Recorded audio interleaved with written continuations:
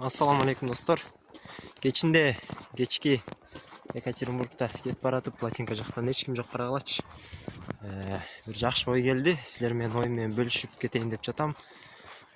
Бул мындай тема түндүк түштүк деп бөлүнбөө.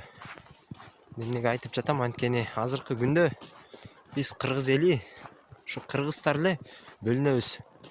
Сен Оштон болосуң, сен Баткенденсиң, сен Жалал Абадтан болосуң.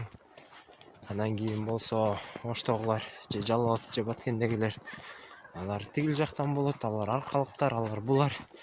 Интип бөлүнүп такыр кереги жок, урматтуу туугандар. Биз өзүбүз алакандай калкпыз, 6 миллион кичинекей калкыбыз бар. Өзүбүздүн Кыргызстан, кыргыз деген атыбыз бар. Эгемендүүбүз. Башка эмелерге караганда уйгурлар 30 миллион өзү мамлекети жок.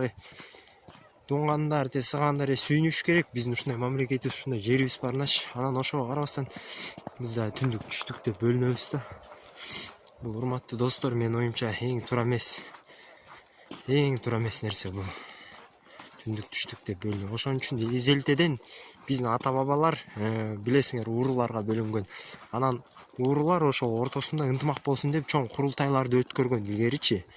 Бул баары эмне үчүн? Кыргыз эли ушундай бөлүнбөй бир болсун деген максаттын негизинде ошол нерселер, курултайлар өткөрүлүп, элдердин баарына айтылып келген. Бирок азыркы күндө деле тилекке каршы биз сен Оштук болосуң, анан сен Баткенденсиң, анан сен Жалал Абадтансың, сен Нарындыксың, анан сен Таластансың, сен Чүйдөнсүң. Антип бөлүнбөйлү достор. Ошо бөлүнгөн болбойт бул.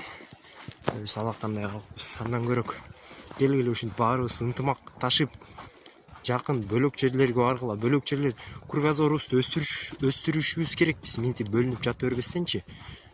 Башка жакка баргыла, Жалал Абадка баргыла, тиги бүт Кыргызстан кыдыргыла.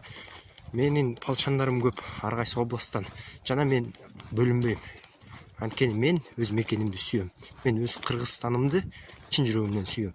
Ошого байланыштуу мен бөлүнбөйм. Ошондой достор, силерди да бөлүнбөөгө чакырам. Пока.